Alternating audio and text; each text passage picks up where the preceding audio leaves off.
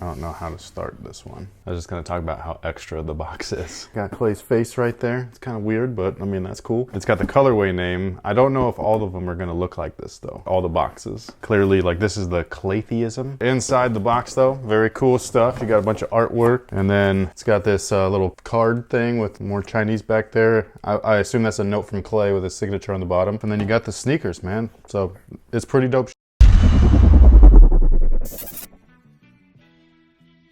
Hey, what's good guys? This is Chris from WearTesters.com. Welcome back to the official WearTesters.com YouTube channel. Today we got a detailed look and review on these potential bad boys right here. This is the Anta Kt5. So this is Klay Thompson's 5th signature sneaker, the Kt5 from Anta. This is the most interesting shoe, I think. I thought that the 4, because it had that strap thing too, but it was removable. Or no, it wasn't the 4, that was the 3. My bad. Damn, I just been up all day today. You guys didn't see it, but I f***ed up earlier too. Alrighty then. But we've seen something like this before again in the KT3. That thing was removable though. This time around, it is not. Something about them looks weird, and it's not the fake hover either. This to me, I just got to talk about this for just a second. And I don't mean to be a Debbie Downer, but it's not a good look to me. The consumer mindset already on Chinese shoes is negative. It just is. People already associate Chinese shoes with knockoff shoes. Sometimes for a valid reason, other times just because they don't know any better. They're ignorant to the fact that almost all shoes are made in China, and that's okay. But when you blatantly take something from another brand, and he's your teammate, he's your teammate. And then they did 2 things that I thought was blasphemous. The first thing is the fake hover thing. The second thing is this shank plate right here, man. What it says on this right here is that it was designed for the best shooter in the game. But this is Clay's shoe, not Steph's shoe. Steph is the best shooter. Maybe the person who designed this designed it after that game where he was on fire. Look, Clay has a lot of good games. But remember that one? No, I know. It's not the first time it's happened. That's what I mean. Like, Clay's a great shooter. Well, he's part of the duo of the Splash Brothers. He is the second unit to the first. Right. And I know that there's going to be a lot of people out there that are going to immediately hate on me because of that. Clay is a great shooter. He is probably the second best shooter in the league right now. Steph is a better off-ball shooter and just spot-up shooter. Like, he can do both. Clay is great at not moving. I don't know, that sounds stupid. That's not what I mean though. It's like he's an efficient scorer. The way that Clay scores, that one that he did, like, I can't even remember what it was, but it was like I can't remember if it was 37 points in a quarter or even if that was a thing. I can't remember what the stats are. You guys already know I'm horrible at remembering basketball stats, but I remember the most useless things in sneakers. But whatever it was, he scored like a really great number throughout the game, and he dribbled like 3 or 4 times. That's extremely efficient. So I think that he's one of the best in the game. I just don't feel like he's the best shooter. I just think that's so weird. And the fact that they're teammates, maybe a smidge of competition there, even though I think that they get along great. They have great chemistry. Those are my only real nitpicks on the shoe so far, and they have nothing to do with performance, but I just wanted to get that off my chest because I just thought it was weird. Now the traction on these guys, we have seen this before. We've seen this since the KT3, I believe. So I'm expecting these to be amazing. And you can see that it's a circular pattern, so you're gonna get coverage from all directions, and it's all the way, you know, from heel to toe and all of that. So you're getting multiple direction coverage everywhere, which I think is awesome. So it's gonna be very consistent. So even if there is some minor issues, at least you're gonna have consistent coverage all the way through. So you're not gonna have that one spot. If you hit that spot, you're gonna wipe out. At least you're gonna be consistent throughout. Now the cushion on these guys is very similar to what we saw in last year's model, the KT4. It's a flash foam from Anta. Last year's model was like an eTPU. This one, I really don't know what it is because it feels a little bit different. It still feels bouncy, but it doesn't feel or look like last year's model. So I don't know if they tweak some things or if they changed the compound completely. I don't know why they wrapped it in this mesh because some other colorways have it, but not every colorway. So if you don't want this stuff right here, like we got these from Famuji Sneaker, by the way, so shout out to them. We do have a discount code as well. We'll leave all of that stuff in the description box. You're not gonna like get a crazy discount, but it'll be a little bit. And they have the home colorway, which I was really hoping to get, but they sent these instead. I was actually bummed. I was butthurt because I wanted the home ones because they didn't have this on there. But the way that it does feel underfoot is still good. It feels a lot more supportive than last year's model. If you guys don't remember, the KT4 had a big old wing right here on the lateral side, but it was all exposed and open on the medial side and the heel. So it made the heel feel like extremely springy, and then it made the forefoot area feel a little bit more subdued, but still you could feel like everything. This guy, it feels a little bit more consistent throughout. So what I'm feeling in the front, even though it's lower than the rear, I still feel that same kind of feeling in the rear. So I do like that. It's a little bit more smooth, right? It's very consistent. I don't want to keep using consistent, but that seems to be the word of the day. okay. That's not a bad word for a shoe. No, it's not. You know how I always say fantastic? Yeah. I'm trying not to do that, but I mean, I can't help it. And then one of the features that I do like about the cushion is something that's gonna kind of like go unnoticed, but it's wrapped completely up in the forefoot section. So you're gonna get a lot of stability right there, even though it is a softer foam. And then they also did the same thing right there in the heel with just a little section of the rubber. It comes up. So if you're gonna crash on your heel or roll into your foot plant for a shot or whatever it might be, triple threat position and all that kind of good stuff, then this should be like a really good solution for that while still maintaining a nice like bouncy feel underfoot. These shoes are so squeaky. I'm like, don't move, he's talking.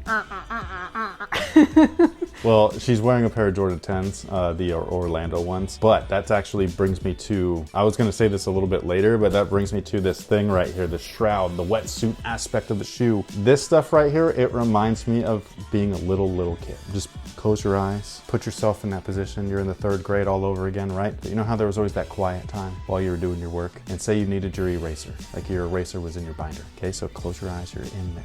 Okay, imagine, put yourself back.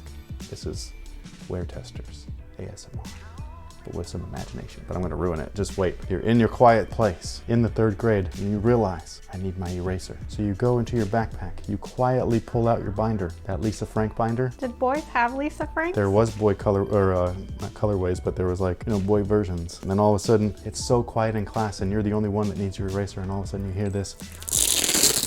Oh, I hated that. I was like, please don't, like, because everybody's gonna turn around and be like, man, what the hell? Like, it's quiet time, bro. So that's what this thing reminds me of, and I don't like it. That's mad loud, dude.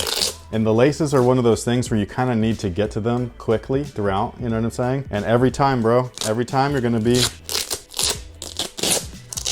not just one, there's 2. Maybe you can relate, maybe not, I don't know. So the upper on these guys is a full-on knit, and to me, it's a decent knit, but you can definitely tell that it's not like a free knit. It's got a lot of glue in there. It feels like it's glued to like a softer nylon material, so it's still flexible, but it's not stretchy and like, you know what I mean? So it's reinforced and all that stuff. It's heavily reinforced in the back. The back is super stiff. That's the one thing about the way that they feel on foot that I don't like, is that this is like excessively high. And that's where I'll give credit to the last model, the KT4, where it was that stretch collar. So while that kind of collar is useless in terms of support and like structure, at least it's flexible and all that stuff. So it's still comfortable. And then same thing with the KT3, where it rode really high, but it had the little cutout in the back and all that. So it still moved. This guy right here is just a lot more rigid, and it just, you can feel it on your ankle. They feel like wearing a boot, to be perfectly honest. So I'm hoping that when you wear them and break them in, that they're gonna be not boot-like. Now underneath this, this shroud area is a traditional kind of like lacing structure. What I do like is that each of these little eyelets, not only are they reinforced by the upper themselves, but they have these little finger things. So they're kind of like independent at the same time. So you're gonna get a lot of coverage right there. If you happen to put a lot of torque on your shoes, it's gonna be able to cover you on that midfoot section for lateral movements. And then up here, we have a little bit of like a TPU rubber for some extra reinforcement of the knit. And then you have that same kind of like stuff in the back. This is a fake heel counter. They got an actual heel counter inside the shoe, which is really structured and rigid. And then this one right here is just for look. It's kind of like made out of like a rubbery foam. And then the tongue area is like a Nike Torch style material. So think back all the way to like the Kobe 5s, the Kobe 6s. And then something that I thought was interesting, because they always put like what the shoe's name is on the inside and all that stuff. And I was looking around, I was like, how do I know if these are my size? I couldn't find the size tag. It's in the front.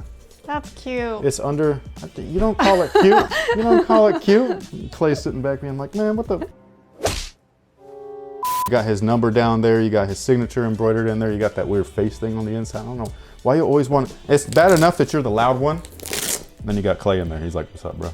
It's cool. Don't worry about it. Don't let the haters get on you. Just relax. Go with the flow. You got China Clay in there having a good time. Party Clay? China Clay, who is Party Clay. And then inside here, you're not gonna be able to see it, but they do have heel notches both on the left and right side. It does not go all the way around, so it's not a dog bone kind of shape. It's just an individual left pad and a right pad. And then one last thing, the insoles are not as nice as they've been in the past, but it's still like a thicker insole, and it feels like a more resilient foam than what we've seen in, you know, a lot of Nike products and a lot of like Jordan brand products. Is is not to take shots at them, it's just to compare. Now, as far as fit is concerned, they do fit true to size. Again, they feel like boots, so they're very tall in the back. They're kind of stiff in the front because of all the glue reinforcing the knit. I'm hoping that they break in really well. We'll find out. Stay tuned for a performance review in the coming weeks. So that pretty much takes care of it for these guys. If you are interested in grabbing a pair yourself, we will have links to Famuji sneaker down below in the description box. Thank you so much for watching. Thanks for all your support. Let us know what you think about these down below in the comment section. You feel in the fake cover or you're not? Do you not care either way because you're like, I don't pay attention to, Anta. Actually, a lot of people don't because they don't make them in their size. Yeah, that's like a big one. That's a big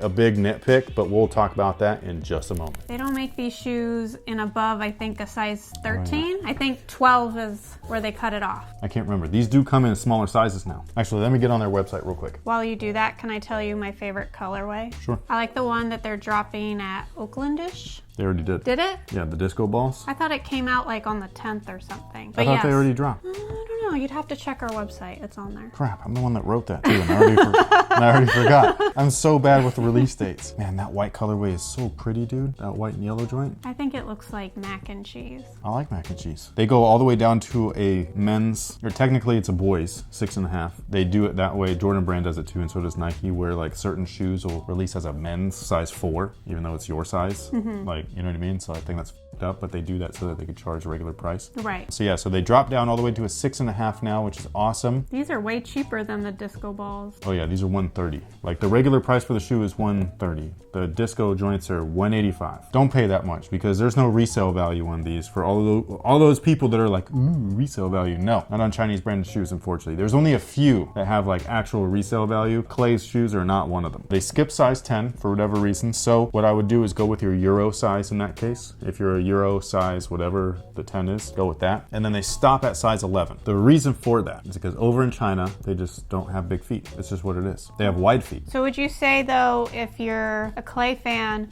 with a smaller foot, but you have a wide foot, like this is a good shoe for you? Rephrase that one more time. Okay, you don't have to be a Clay fan. If you have a smaller foot or average size foot, they're most likely good for if you also have a wide foot. Do you think? Hopefully. I think David, DG Hoops, I think he has a wider foot. I don't know what size he went, so I don't know. You'll have to hit him up.